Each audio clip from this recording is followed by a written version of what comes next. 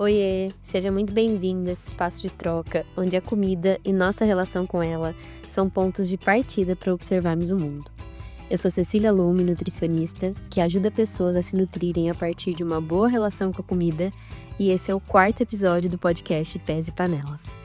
Hoje eu tô com uma convidada aqui para conversar um pouquinho sobre nutrição e cultura alimentar. A Tati, ela é cozinheira, especialista em nutrição e alimentação saudável, empreendedorismo, pesquisadora de culturas alimentares, educadora, consultora para negócios gastronômicos com foco em sustentabilidade. E assim como eu, ela também é uma ativista por alimentação saudável e sustentável e acessível para todas as pessoas. Tati, seja muito bem-vinda. Estou muito feliz de receber você aqui hoje. A gente escolheu conversar um pouquinho sobre nutrição e cultura alimentar, porque é um diálogo super necessário, né? Principalmente hoje em dia, eu diria que é até um diálogo bastante urgente. E a gente tem muitos desafios, enfrenta muitos desafios com relação à nutrição contemporânea nesse sentido. Então a gente está aqui para conversar um pouquinho sobre essa temática super importante atualmente. Muito obrigada pelo convite.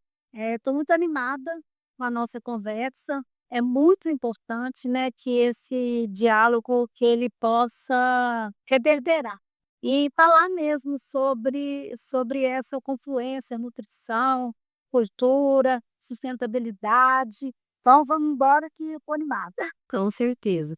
Eu estava aqui pensando, né, Tati, porque você é pesquisadora em cultura alimentar, você se especializou em nutrição. E aí eu, como nutricionista, né, que aí esse lugar da cultura alimentar acabou vindo até depois para mim, o que você percebe, assim, como lugar da cultura alimentar sendo afetado, assim, pela nutrição contemporânea, né? Até porque hoje em dia a gente vê a nutrição muito nesse lugar de apenas como contagem de calorias, né, com o próprio nutricionismo, de só focar no nutriente. Como que você percebe, assim, que isso influencia no campo da cultura alimentar?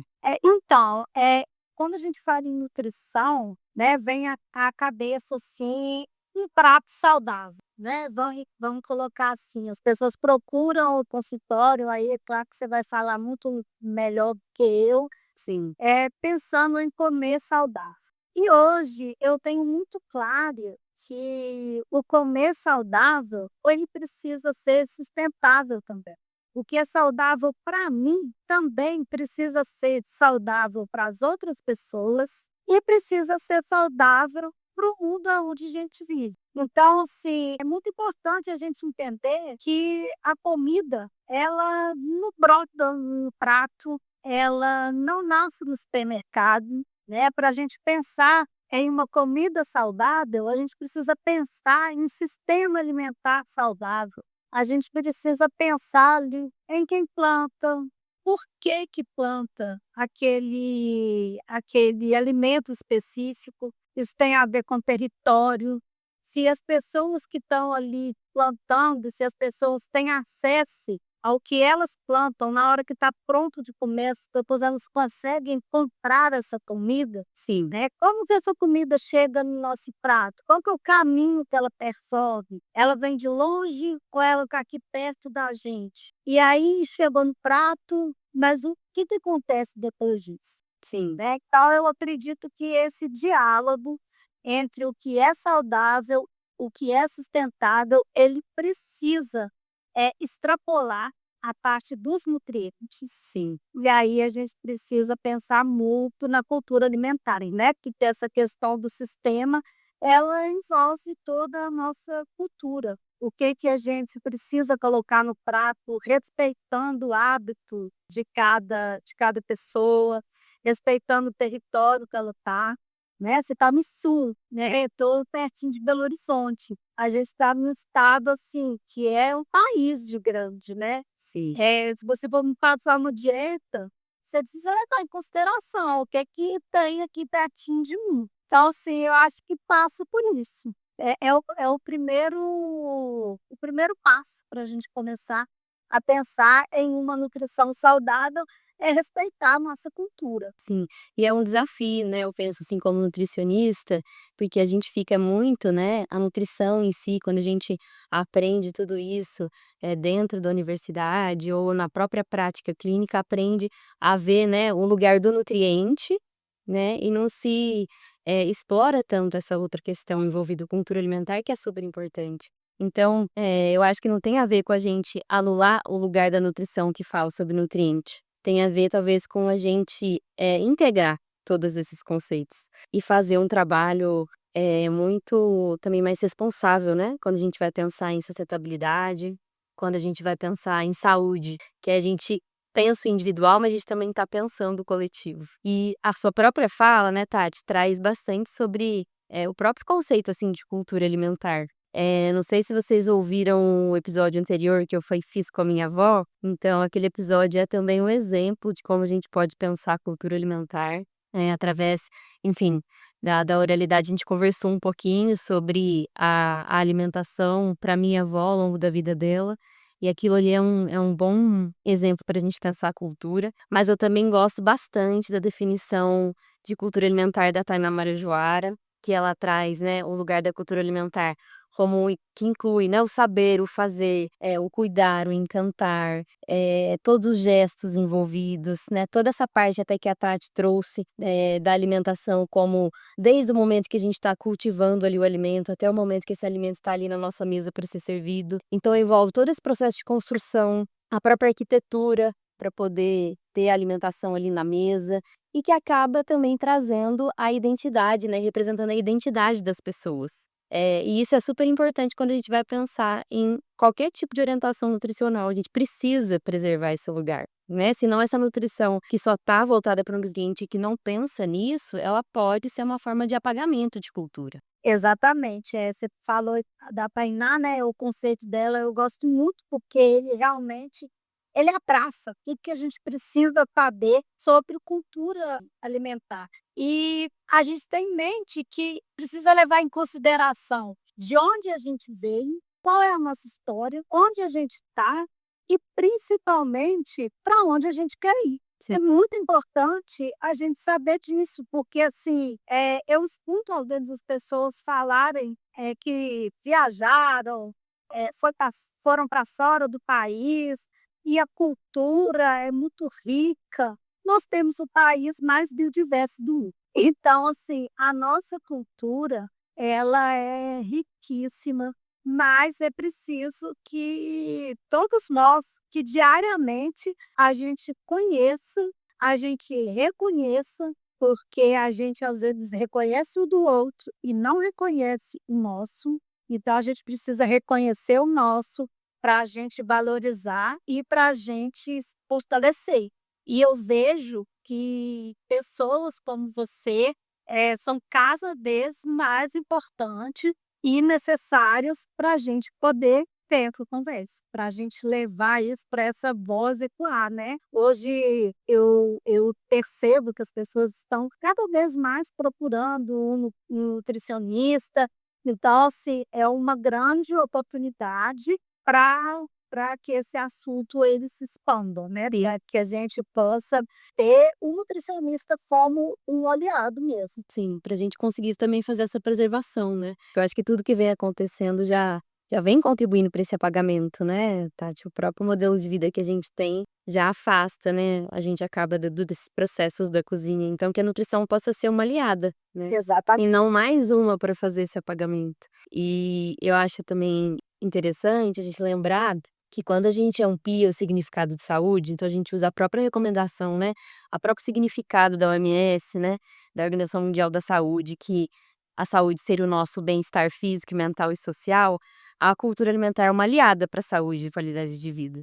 Ela não está atrapalhando a saúde, muito pelo contrário. Então a comida, ela é ponte de relações, ela é um item essencial quando a gente pensa em convivência, em comunidade, então a gente vai além só do físico, que às vezes acaba que a nutrição, que a gente vê na rede social principalmente, né, fica muito no lugar do físico, do corpo como, uma máquina e eu preciso suprir as necessidades desse corpo só físico, né, mas quando a gente amplia esse conceito de saúde, a gente vê que a cultura alimentar, ela vai trazer mais qualidade de vida, né, a gente vai além do físico, a gente vai também pensar em saúde mental, a gente também vai pensar em saúde social, que é o que faz parte de nós como seres humanos, né, para nossa saúde. Então, isso também é super importante e a nutrição precisa reconhecer isso, né, a nutrição precisa os nutricionistas precisam aplicar esse conceito de saúde ampliado dentro da própria prática clínica. A saúde não é só ausência de doença, né. Sim. E esse bem-estar, quando você falou aí sobre as relações, você citou antes o episódio com sua avó, que é ruim, e aí eu acabei de lembrar de uma coisa aqui, que vai fazer 2 anos que minha avó partiu, e de uma coisa que acontecia e que eu tenho muita saudade, que é, eu entrava na casa da minha avó, e assim que eu entrava, aí ela falava assim: "Tem uma comidinha no jeito lá no fogão". A comidinha no jeito eu já sabia que era alguma coisa e carne de porco, carne de lata, Sim. sempre, sempre tinha. E às vezes eu não estava com fome, mas sempre eu ia lá. Eu abria as panelas, pelo menos uma beliscada ali naquela carne eu dava, alguma outra coisa, comia alguma coisa, né. E hoje eu percebo como isso me nutria. Eu sinto, o cheiro da comida. Eu te falei aqui agora, assim, não é exatamente como eu falava, eu ouço a voz dela. Então, é uma forma, porque, né, a gente precisa nutrir o nosso corpo de nutrientes, primeiramente, é claro, né, mas desde que o homem começou a viver em sociedade, desde que a gente começou a se agrupar, que a gente começou a se relacionar, a entender de sentimento, de emoção, a comida ela tem também esse papel de nutrir, né, então Com assim, certeza. isso para mim também é saúde. Com certeza, né, e tá totalmente dentro desse conceito de saúde que eu trouxe anteriormente. Só assim para contextualizar um pouquinho vocês, eu e a Tati somos mineiras, né, eu sou aqui do sul de Minas, a Tati é de uma outra parte, assim, de Minas, mais pertinho de BH, e é o que região, hein, Tati? É do lado de BH, né, óbvio, Do lado de é do BH. Leopoldo a cidade, mas é do ladinho de BH. Sim. E é muito comum, né, nas famílias mineiras, e ela tá falou da minha avó, falou contou da avó dela, chegar e ter sempre alguma coisa para ser servida, né, Tati? É muito comum isso. Na casa da minha avó sempre tem também alguma coisa para ser servida. No próprio podcast a gente falou um pouco sobre o chá de alfavaca, então ela sempre vai servir o chazinho, né, e mesmo às vezes que você não esteja com vontade de tomar, assim, né, aquilo vai te trazer algum tipo de conforto, te trazer um tipo de cuidado, né, que é muito presente, assim, eu acho que nas famílias mineiras e que faz parte da cultura alimentar do nosso estado. Essa recepção com comida, acho que várias partes do Brasil têm isso, mas Minas tem, assim, esse acolhimento, né, muito presente, assim, na alimentação. E é muito gostoso viver e sentir isso. E aí pensando até em ambiente, né, quando a gente está falando sobre cultura alimentar, e a cultura ser essa relação que a gente tem com esse ambiente, eu fico pensando também, né, Tati, qual que é o ambiente que a gente vive hoje? Qual que é o ambiente que a gente vive hoje que traz esse lugar, por exemplo, de eu ir na casa da minha avó e não posso comer, que eu tenho que sentir algum tipo de culpa por comer alguma coisa que tem na casa da minha avó, né? Eu tenho que sempre recusar a comida porque uma carne de lata vai ser uma preparação muito calórica, então eu não posso comer quando eu vou, né, na casa da minha avó, eu não posso comer o que ela tem ali para me servir, que é uma comida tradicional, né, que é uma comida que ela preparou com carinho. Então, eu acho que tem muitos desafios relacionados ao ambiente, né, que a gente tem vivido, que enfim, está relacionado também com o nosso modelo econômico, com as pessoas vivendo vidas individuais em seus apartamentos, né, na cidade, pouca aproximação da cadeia do alimento, né, e afastamento do cozinhar, e que aí gera, assim, essa preocupação só com alimentos específicos, não com o contexto como um todo. Eu sempre gosto de trazer que todo alimento ele pode ser bem-vindo na alimentação, a gente sempre vai ter que pensar contexto, frequência, né, onde, como, com quem. Então tudo isso é importante quando a gente vai pensar em nutrição também, não só o alimento específico, né, de tabela nutricional. Se não me engano, acho que a Sophie Deran, ela fala que, antigamente as pessoas se sentiam culpa, né, pelo sexo, né, ela era colocado isso. E hoje a culpa, ela vai para comida. Uhum. O que eu acredito é que as pessoas precisam ficar atentas, eu vou fazer isso quando? Eu vou fazer com que frequência? E aí isso também faz parte de uma alimentação saudável. Porque a comida não tem só que cumprir a função nutricional, é uma função muito importante, mas não é a única. Então se a alimentação não cumpre as outras funções, né, então, de novo, a gente trouxe aqui um pouquinho do conceito de cultura alimentar, então que vai precisar, né, desse envolvimento um pouco maior com a comida, desse campo também afetivo, desse campo social, né. A comida precisa também estar ocupando essas funções, né, isso é super importante. Mas o próprio lugar do cozinhar, né, Tati, a gente tem um pouco de desvalorização do cozinhar hoje em dia. É, a gente tem bastante desvalorização Sim. do cozinhar, né, principalmente da cozinheira, né. A gente tem uma glamorização dos chefes de cozinha e a gente tem uma desvalorização das cozinheiras, né, que a maioria das vezes é uma mulher preta, né, quem está ali na cozinha diariamente é quem faz as coisas acontecerem mesmo, né. Então, essa também é uma conversa super importante, né. Quem vai fazer essa comida, Sim, né. o livro da Bela Gil, a gente chegou a conversar um pouquinho. A gente precisa colocar em pauta isso, porque, assim, para que alguém coma, alguém precisa cozinhar, né. Quem vai querer cozinhar? Quem vai querer cozinhar? Como a gente vai, dividir as tarefas? Sim. E uma coisa que eu falo muito é: "Gente, na hora que a comida depois que todo mundo come, o trabalho ele não acaba não. Quem vai lavar as panelas?". Esse modelo econômico, ele leva a gente a querer as coisas mais rápido e a gente precisa acreditar que é possível e saber que também é um esforço. Na verdade, é um esforço sim, né, mas a gente tem quem se inspirar, a gente tem ações, a gente tem hortas urbanas, é uma coisa assim que são iniciativas que estão dando certo. Então que a gente pode seguir esse modelo, acho que algumas coisas a gente pode voltar a fazer também, sabe, que é ter uma pequena hortinha em casa, a gente começar a trocar também. Se você tem aí um vizinho, um amigo, você pode plantar alguma coisa, você pode trocar o próprio hábito de fazer um bolo e levar um pedaço para um amigo.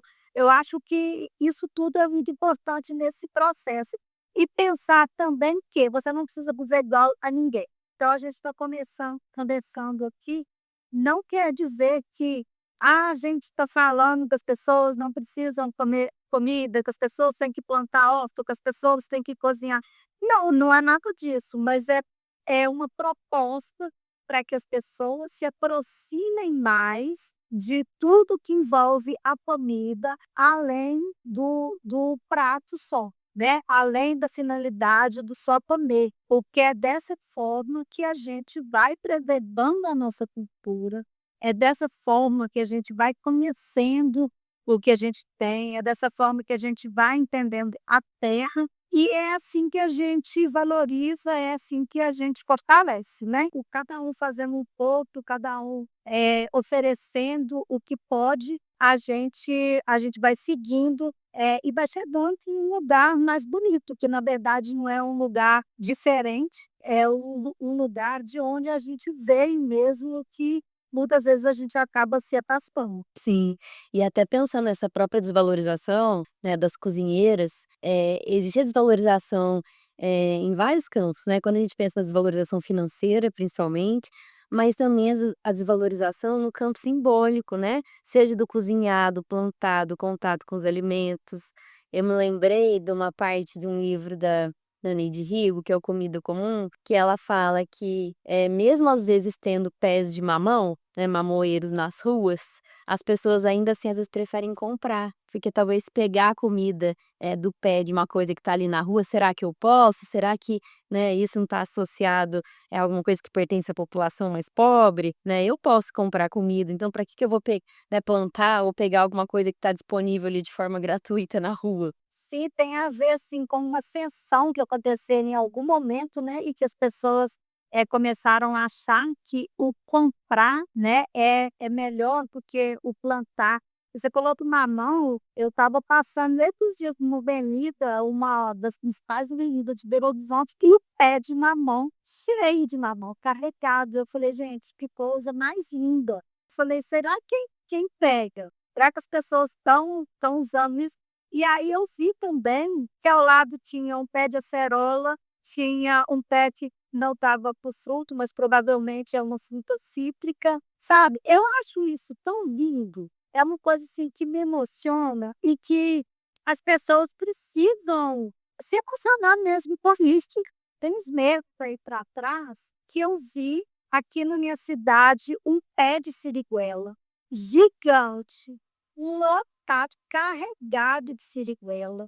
E aí eu falei: "Gente, pelo tamanho desse pé, tem uns 30 anos que ele está aí, e eu nunca tinha visto". E aí eu peguei, comecei a pegar a siriguela, e as pessoas estavam muito, com um olhar muito surpreso de me ver pegando aquilo ali. E aí, como sempre, né, como as respostas, como tudo vem das crianças, à medida que foram passando crianças, famílias com crianças, começou a juntar um ponto de gente. E aí depois eu voltei na outra semana e eu vi que eles já tinham feito, sabe aquele artesanato que eles fazem, que é tipo, uma madeira com uma cumbuquinha, na ponta para poder pegar a fruta alta, pé Sim. já tinha um lá. E aí eu fiquei sabendo, falou assim: "Não, tem um senhor que ele já vinha aqui", mas era só ele. E aí ele voltou e deixou aqui e agora as pessoas estão vindo. Então assim, a gente precisa fazer mais isso, né, porque principalmente o alimento da época, às vezes a gente está indo comprar ele no mercado caro e a gente tem por aí no quintal. É uma coisa que a gente precisa saber, saber o que que é nosso, saber o que que tem aqui na nossa terra, e usar isso mesmo, e comer, e lambuzar, a gente precisa aprender mais isso. É, e esse lugar do encantamento eu acho super interessante, assim, importante, porque eu também tenho uma história de que quando eu era criança, eu tinha seletividade alimentar muito presente, assim, a alimentação era um campo muito difícil para mim, me afetava em diversos lugares, assim, pensando do ponto de vista social, né, o fato às vezes de não conseguir sentar à mesa com outras pessoas, e o lugar que para mim contribuiu muito para que eu mudasse um pouco esse relacionamento com a comida, foi esse encanto com pés de frutas no quintal da minha casa, né, e poder pegar essas frutas do pé e levar para a cozinha e fazer alguma coisa, e assim eu me sentir mais segura de comer algumas coisas. Então, eu me lembro de fazer bolo com amora, né, então colher essa amora, ter esse contato com a comida para além só do comer, né, de levar à boca, assim, então, ir lá no pé, ver a amora, sentir o cheiro, pegar, sujar a mão, né, tudo isso está envolvido com esse lugar do encantamento, né, que aproxima a gente da comida. Então, talvez até a tua história que você contou do pé de siriguela, o fato das outras pessoas também verem, a tua alegria, né, em estar colhendo aquilo ali, sentir essa vontade estar ali por perto, de fazer parte do processo, talvez, junto ali com você, né, ou de pegar a fruta no pé. É muito lindo isso, Sim, porque, assim, o negócio está aqui, tá para todo mundo, gente, sim. né, vamos compartilhar isso aqui. E que contribui também, né, Tati, para a diversidade alimentar, que até pensando do ponto de vista nutricional, é importante que a gente tenha essa diversidade, e não fique comendo as mesmas coisas sempre, todos os dias, em todos os momentos, né. E que a gente vê hoje, é uma busca por uma alimentação muito padronizada, né, a gente vê isso na rede social, a gente vê você mesmo contou isso para mim esses dias, né, da tua percepção sobre cafés da manhã muito parecidos. As pessoas achando que a única forma de se nutrir bem é tendo um tipo de padrão alimentar, um tipo de café da manhã. Então, até do ponto de vista nutricional, individual, é importante que exista essa diversidade, essas fontes diferentes de nutrientes. A gente não pode cair na monotonia, porque aí mais uma vez eu vou reforçar aqui sobre nossa cultura, sobre a nossa biodiversidade, que é riquíssima. Então, assim, não faz sentido, né, a gente comer todos os dias a mesma coisa, não faz sentido todas as pessoas comerem a mesma coisa, né, porque também não é sustentável. Eu te falei aí da siriguela, já tem uns meses, que estava na época de siriguela, a gente já não está mais, né, já passou a época de siriguela. A gente está saindo do inverno aí, olha o tanto de fruta cítrica que a gente tinha, né. É a época que o corpo da gente ele está precisando mais dessas frutas, então a gente precisa entender isso aí também, que tem essa sincronia, né, a gente tem que aproveitar isso. Eu não preciso de comer, um alimento que ele vai ser do verão, eu não vou comer no inverno eu vou comer o que é do inverno. E assim, é outra coisa que me vem à cabeça aqui quando falo de todo mundo comer a mesma coisa, são os modismos alimentares. E aí, infelizmente, a internet, né, a rede social principalmente, ela tem trazido isso. Há uns anos atrás, a gente viu aí numa onda, por exemplo, do Goji Berra. E aí era todo mundo buscando Que não tem nada a ver com o que a gente tem aqui no Brasil. nada, sabe. E eu ficava assim: "Gente, porque as pessoas estão numa loucura para consumir um alimento, né, que ele é abundante na Ásia, aí eles vêm de lá". Não é, a gente sabe que o que chega aqui não é o que as pessoas consomem lá. Mas a gente tem laranja aqui, Sim, a gente tem mexerica, você vai poder falar disso muito melhor do sim. que eu. Mas a gente tem alimentos, não só frutas, mas riquíssimos em vitamina C, a gente tem nos quintais, né, e a gente tem também nas feiras, né, muito importante a gente falar sobre isso também, quando a gente está falando de cultura alimentar. Você quer saber o que é cultura alimentar? Dá uma volta na feira, né, acorda no sábado de manhã, porque ali vai ter a cultura alimentar. Mas é quintal da avó também, das vós que tem quintal em casa. Isso, exatamente. Aí a gente vai ver diversidade, aí a gente vai ver o alimento da época, né.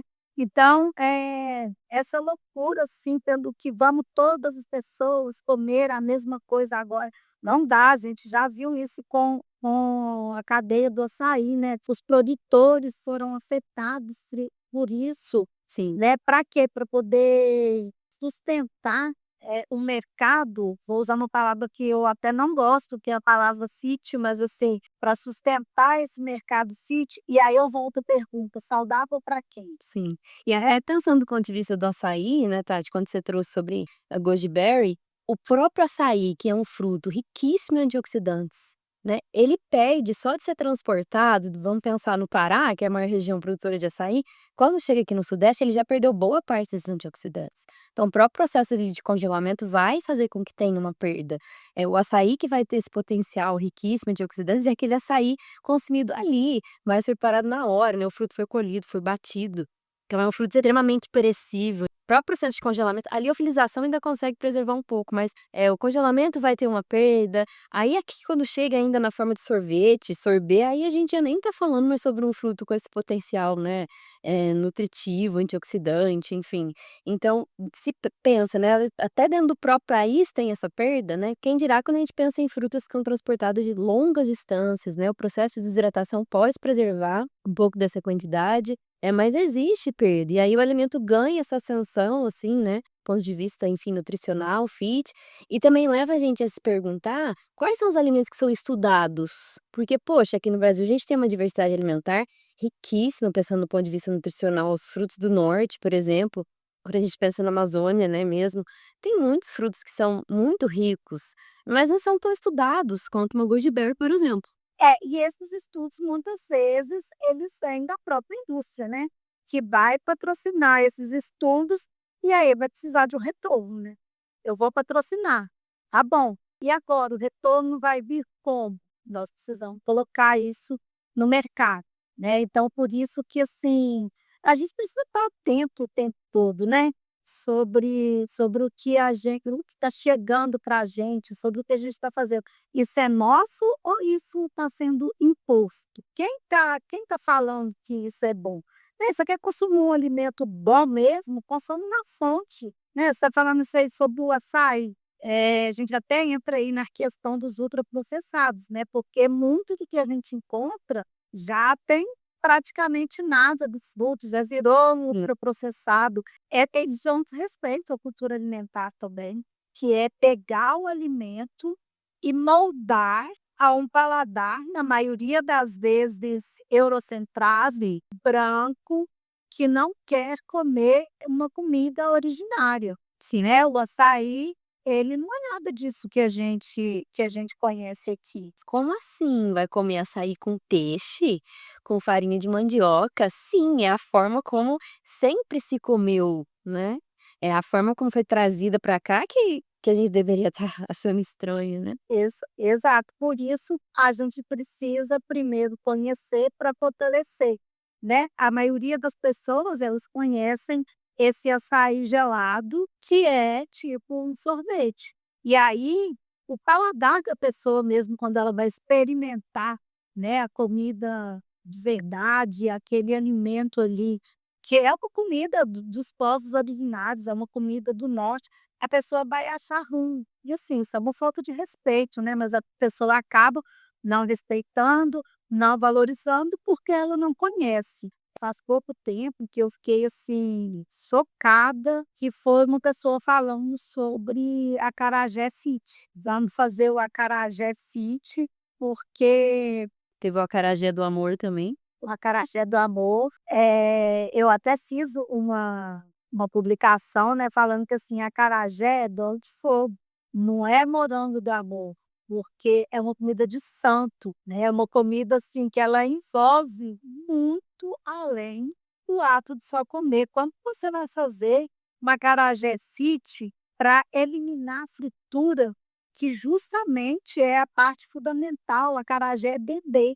Você vai tirar o que faz o alimento ser o que ele é, e isso vai fazendo com que as coisas se percam, porque em algum momento alguém não vai conhecer mais o original, né, a gente precisa estar atento a isso. E a nutrição, eu até fiquei pensando sobre o que você trouxe do açaí, existe também uma ideia de que os pratos tradicionais, muitos pratos tradicionais que a gente tem aqui no Brasil, né, eles são pratos pesados, né. Isso passa um pouco pelo campo até de racismo alimentar, né. Mas pensando do ponto de vista do açaí, até queria trazer um pouquinho da contribuição, como que a nutrição poderia, por exemplo, dialogar, né, quando a gente pensa nesses pratos que representam um pouco a cultura alimentar? Ao invés da gente julgar como é preparado, né, como que a nutrição poderia, primeiro, respeitar esse lugar de uma comida que é feita de forma tradicional, e tentar dialogar. Por exemplo, né, quando a gente pensa no açaí com peixe, a gente pode pensar do ponto de vista nutricional.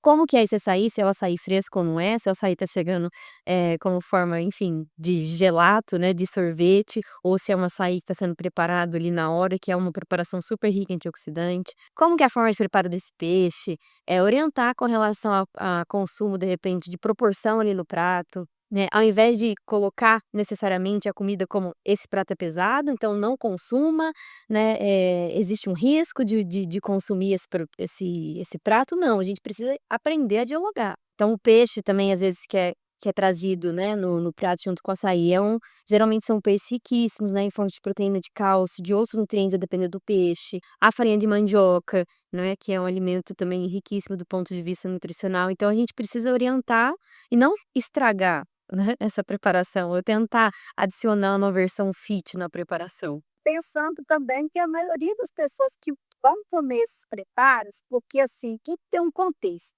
né? Quem está comendo ali mandioca de manhã, farinha, peixe, é uma pessoa que vai precisar também dessa energia, Com certeza. né? Então, assim, se a gente sai daqui, se a gente vai para o litoral, a gente está descansando, a gente não está indo trabalhar. Realmente, pode ser muita comida para a gente Uhum. comer de manhã, mas é porque a gente está indo fazer outra coisa, a gente está num outro contexto, né? Sim. Então, assim, o conhecimento ancestral mesmo, o fazer diário, isso foi mostrando para essas pessoas também o que elas precisam colocar um prato de acordo com o horário do dia.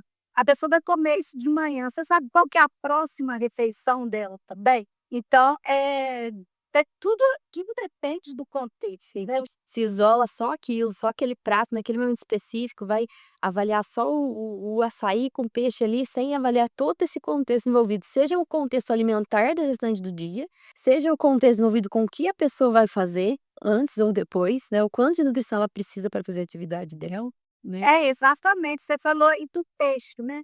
Então as pessoas me perguntam às vezes assim, "Nossa, é muito saudável, comer um salmão all".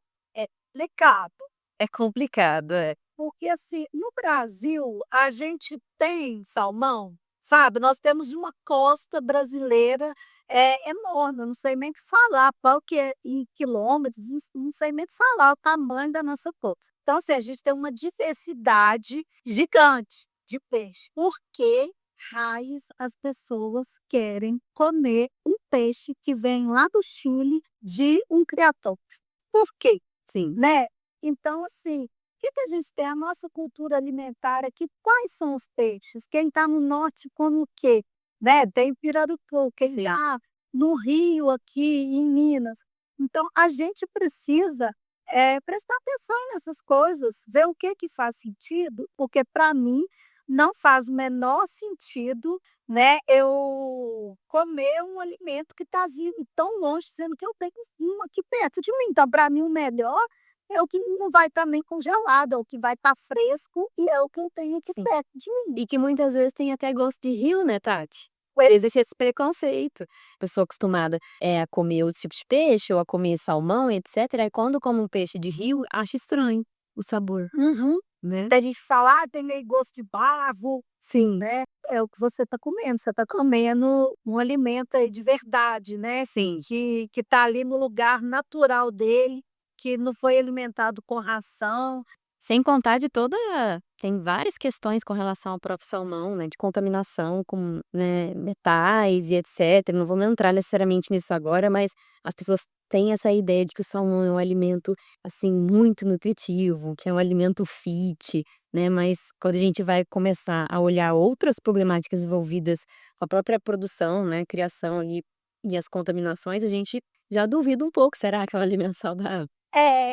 Cai nessa aí de novo, né, saudável para quem? Porque, assim, o sistema dele de produção, a cadeia produtiva é muito injusta, tem a questão da contaminação que você está falando, e assim, vamos comer o que que tem perto, vamos valorizar a nossa cultura alimentar, porque com certeza, vai ser mais saudável. Sim, isso me lembrou também, teve um período que eu fiquei um tempo na Barra de Mamanguape, na Paraíba, e lá eles têm, um tipo de sardinha que é a sardinha azul, que é muito presente ali, e eles pescam essa sardinha azul. E faz parte do hábito alimentar deles de manhã comer cuscuz com sardinha. E a sardinha é um alimento super rico também em ômega 3, em cálcio, por exemplo, que tem ali do lado deles, eles têm fácil acesso e que com certeza vai ser um alimento muito mais nutritivo e pensando do ponto de vista de sustentabilidade, é uma cadeia muito menor, né, então ele sai, pesca o peixe, leva para casa, faz o preparo, come com cuscuz, que é outro alimento tradicional ali da região, e a gente consegue fechar, né, e fazer essa preservação do campo da cultura alimentar. E muitas vezes se você traz isso para outras pessoas, poxa, tem uma comunidade que come cuscuz com peixe de manhã, a pessoa: "Nossa, mas vai comer peixe de manhã?" Né, vem com esse julgamento, mas quando você olha para todo esse contexto, tá tudo perto, a cadeia é próxima, são alimentos nutritivos, né, que vai ser muito mais saudável do que a gente querer impor um padrão alimentar de café da manhã ali, muitas vezes presente, que a gente vê às vezes na rede social, que não faz nada parte do que isso tem ali perto, né, para ser consumido. Eu queria trazer um pouquinho de esperança, né, para nossa conversa também, para quem tá ouvindo, que a gente tem um documento no Brasil, que eu falo que é o nosso documento de esperança, que a última publicação, né, dele foi lá em 2014, de uma atualização, que é o Guia Alimentar da População Brasileira, que faz talvez, né, gente, um resumo muito grande do que a gente conversou aqui, com orientações, assim, alimentares totalmente contextualizadas, que a gente consegue, pensar em alimentação saudável, norte, nordeste, sudeste, sul, centro-oeste, né, a gente consegue pensar nessa saúde, independentemente do lugar que a gente esteja do Brasil. Com certeza tem muito que, assim, contribuir também com o guia, tem algumas pesquisadoras trazendo a necessidade, né, de incluir a afroperspectiva no guia. Eu também vejo a importância de trazer a perspectiva da alimentação indígena, né, no documento a gente tem muitas etnias, né, no Brasil e tem muitas variações também de alimentação. Mas eu acho que diante do que a gente está conversando, é uma esperança que a gente tem de documento referência, né, Tati? Você usa bastante o guia, assim, na tua prática? Como é que é a tua relação, assim, com o guia? Eu sou apaixonada com o guia. O guia é importante as pessoas, né, saberem que ele serviu de referência para a criação de outros guias alimentares. Então, assim, a gente é referência. E o guia, ele é tão maravilhoso porque, assim, ele é muito realista. Então, você estava falando aí sobre, né, o que faz sentido comer em cada região, né, você falou sobre a sardinha de manhã com o cuscuz. O guia, ele não só fala, como eles põem isso em fotos, né, tem diversos cafés da manhã, né, a gente pode montar várias combinações de café da manhã, que são super saudáveis, mais importante até, são nutritivas e são acessíveis à população. Então, assim, isso é muito importante também, porque eu percebo que hoje o comer saudável parece uma coisa difícil, parece que é inacessível. É meio que assim: "Olha, agora eu consegui comer saudável", é como se as pessoas, né, tivessem que ganhar um troféu porque estão comendo saudável. E aí o guia te fala o quê? Ele fala: "Come a comida, come comida de verdade, né, você tem o costume de comer o arroz com feijão, come o arroz com feijão, é a melhor combinação que a gente tem, né, talvez valha a pena você falar sobre isso aí, porque além da cultura alimentar, é uma combinação muito nutritiva, né.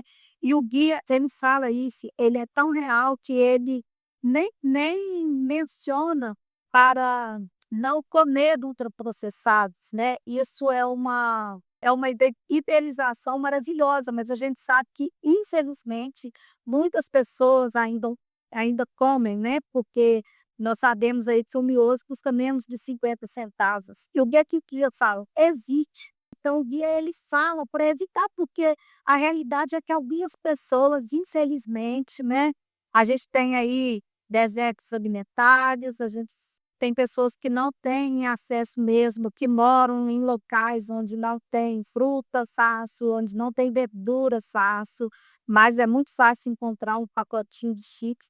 Então, o guia, ele incentiva que as pessoas façam o possível para não comer ultraprocessado, que elas comam comida de verdade, que é arroz, feijão, que elas plantem, que elas sentem à mesa, né.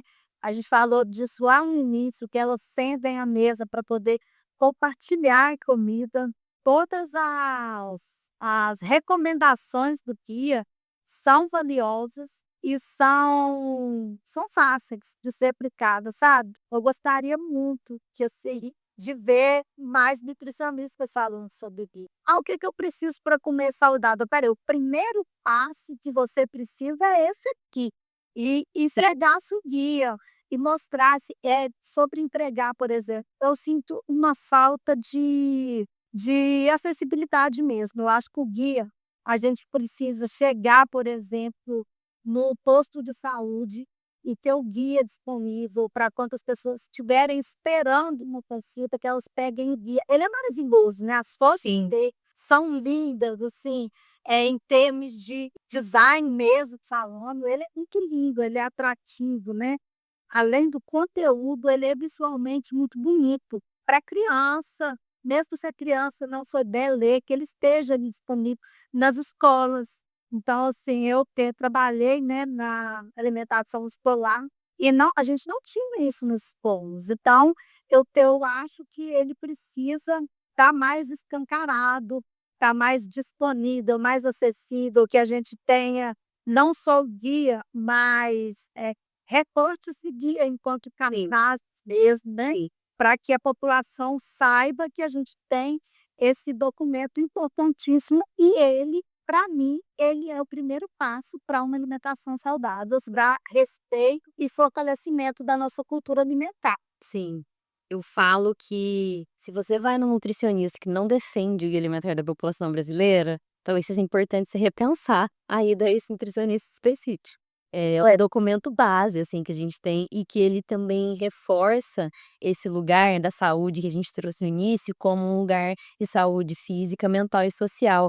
No guia é muito interessante ver como ele traz a importância desse lugar da comensalidade, né, das relações sociais no ato de cozinhar junto, no ato de, comer juntos, traz fotos de famílias comendo juntas à mesa, fotos de pessoas cozinhando, de cuidadores ensinando crianças, né, também a prepararem comida.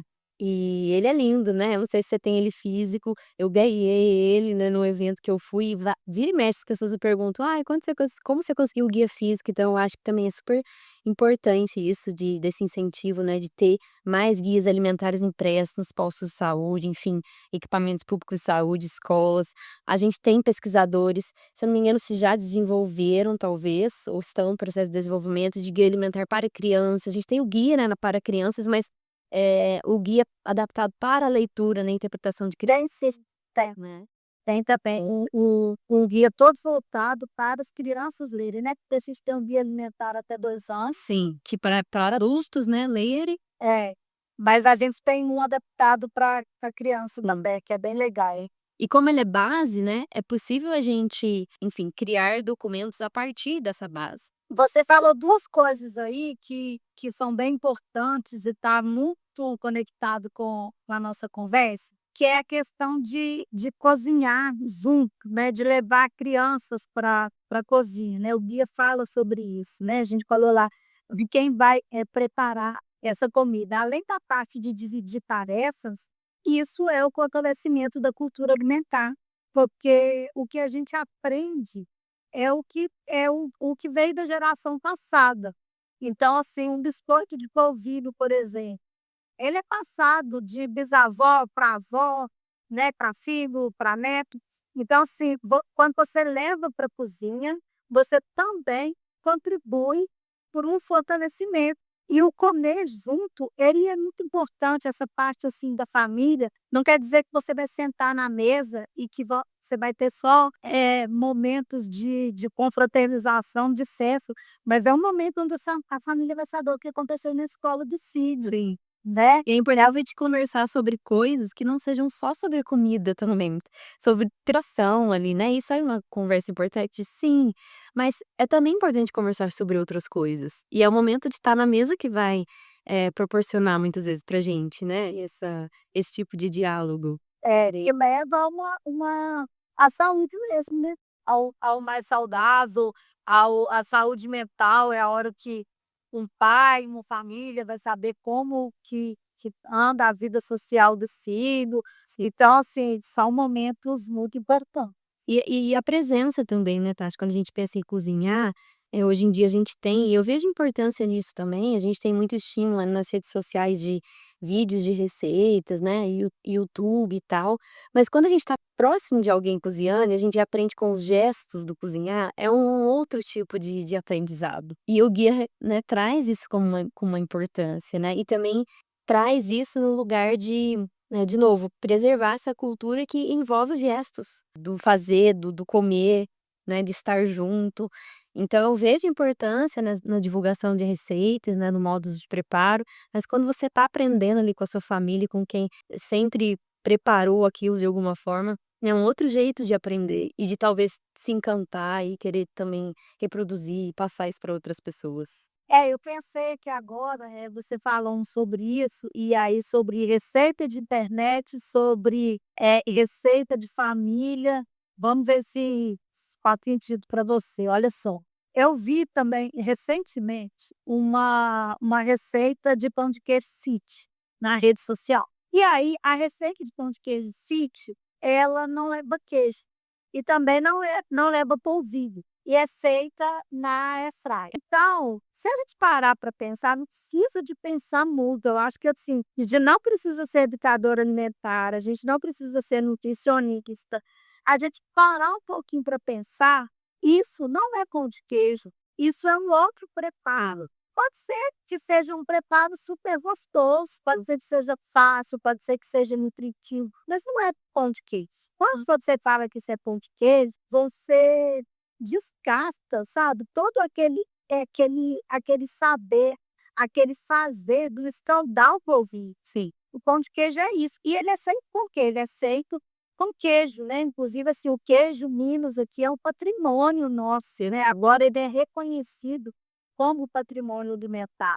Então, assim, olha o perigo mesmo, sabe, dessas alterações de receita, olha o perigo disso para a nossa cultura alimentar, para onde isso vai levar a gente, Sim. né? Pode nomear de outra forma, né, mas não trazer como pão de queijo difícil, se não tem polvilho, se não tem queijo, não é pão de queijo. Trazer essa discussão, porque a gente trouxe hoje na conversa para o açaí, que virou sorvete, para o acarajé, que virou acarajé do amor, ou acarajé fit, né, para o pão de queijo, que não é pão de queijo. E eu acho que o guia alimentar, ele é um documento que se posiciona indiretamente contra esses modismos da atualidade, né. Então ele traz as recomendações de uma forma de fácil entendimento, de fácil acesso e que quando você traz os modismos, eles não cabem. Ele traz sobre reduzir, muitas vezes, a quantidade de gordura, de açúcar, de sal nas refeições, mas em momento algum ele traz palavras como fit, né, como precisar fazer adaptações de receitas tradicionais, isso não é trazido no guia alimentar, É, né. dei muito boa sua observação, né, porque se você seguir ele automaticamente, você vai estar sendo saudável, você vai estar, preservando a cultura, né, mesmo que ele não seja, incisivo em dizer isso. Sim. E Tati, nossa discussão tá muito boa, eu acho que a gente poderia, enfim, ficar horas aqui conversando, né, tem muita coisa boa pra gente falar. Eu acho que esse tema ele ramifica em vários lugares como você trouxe, né, num primeiro momento. Mas eu queria lembrar aqui pra gente ir caminhando pelo fim que cozinha, né, alimentação, nutrição, precisa ser um lugar de resgate, né, de memórias afetivas, precisa preservar e respeitar o lugar de práticas ancestrais, né, precisa trazer como mensalidade como bem-estar, como qualidade de vida também, porque comida vai muito além de nutriente, eu acho que a discussão sobre hoje, se tem uma coisa que a gente pode trazer aqui que talvez fique aí com vocês também, que comida vai muito além do lugar só do nutriente, e o nutricionista deveria e deve atuar como um lugar de resistência, né, nesse sentido. A nutrição precisa ser uma ciência também de cuidado, de vida, de preservação de cultura, né, e eu até queria saber se tem mais alguma coisa final, assim, que você queria trazer, pra gente deixar uma pergunta também para o pessoal pensar, assim, levar pra casa. Eu quero agradecer pelo convite, né, foi rapidinho, parece que foi super rápido, a gente tem muita coisa para falar sobre o assunto, então, assim, isso quer dizer que isso é muito bom, Sim. né. Tem muita conversa, a gente pode levar esse diálogo mais para frente, porque tem muitos desdobramentos, né. Eu queria, assim, deixar para as pessoas que elas pensassem quando pensarem mesmo em alimentação saudável, pensar que o que é saudável para mim tem que ser saudável para o outro também, né. O que eu estou comendo agora, minhas próximas gerações, né, elas vão conhecer, né. Não dá para todo mundo comer a mesma coisa todo dia, não dá para ser tudo igual, a gente precisa de comida diversa, a gente precisa respeitar o lugar que a gente está, a gente precisa valorizar quem planta, a gente precisa lembrar que a comida não brota no prato, que depois que a gente come, né, não se encerra aí. Então, assim, é pensar que para a gente ter uma vida saudável de verdade, a gente precisa de um sistema mais sustentável e que ele passa mesmo pela preservação da nossa cultura alimentar. Sim, e até nessa muito boa a sua fala, assim, Tati, até pensando, né, o que que eu quero que a próxima geração, né, também possa comer, o que que eu posso fazer para tentar preservar um pouco isso, né, para que a próxima geração também possa ter acesso nessa riqueza alimentar. Mas a pergunta também que eu queria deixar, acho com relação a tudo que a gente trouxe, o que que faz parte da cultura alimentar no seu território? Então, se você já procurou saber, se procurou se envolver, o que que tem, né, de alimentos e de pessoas fazendo e se envolvendo com esse contexto no seu território. E o que que da sua cultura alimentar você quer preservar e você preserva também à mesa. E do ponto de vista nutricional, eu gosto muito de trazer que se ao invés também da gente enxergar os alimentos somente a partir da lente nutricional, a gente começar a enxergar todo esse caminho que a gente trouxe aqui hoje, né, toda essa riqueza, esse encantamento quando a gente olha para a comida. Eu tenho, assim, um ponto de vista de que talvez isso seja uma chave importante, um lugar importante para a gente melhorar o nosso relacionamento, assim, com a comida. Então a gente enxerga o alimento a partir da lente nutricional, mas quando a gente enxerga para além disso, a gente tem uma tendência a ter um relacionamento melhor com a comida e, consequentemente, eu também acho que uma boa nutrição. Eu espero que as pessoas possam pegar um pouco do que a gente falou aqui, que as pessoas que essa valorização ela aconteça assim com vamos diminuir um dia de ir no supermercado e vamos na feira, vamos fazer uma compra na feira, né, você falou aí qual que é a cultura alimentar, da sua região. Então, valoriza essa cultura, né, compra do pequeno produtor que tá fazendo esse serviço pra gente mesmo, né. Com certeza. Mas, Tati, muito obrigada. Eu adorei nossa conversa, foi maravilhoso. Quem sabe outras vezes a gente não conversa mais, né? Porque a gente já entendeu que é um assunto que tem vários desdobramentos. E hoje ficamos por aqui. Obrigada pela tua escuta e te espero para uma próxima. Se quiser ver alguns registros envolvidos com cultura alimentar, meus ou da Tati, é só procurar por Pés e Panelas no Instagram, ou também visitar o perfil da Tati procurando por Otone Tati. E acompanhe também outros canais de comunicação procurando por Pés e Panelas.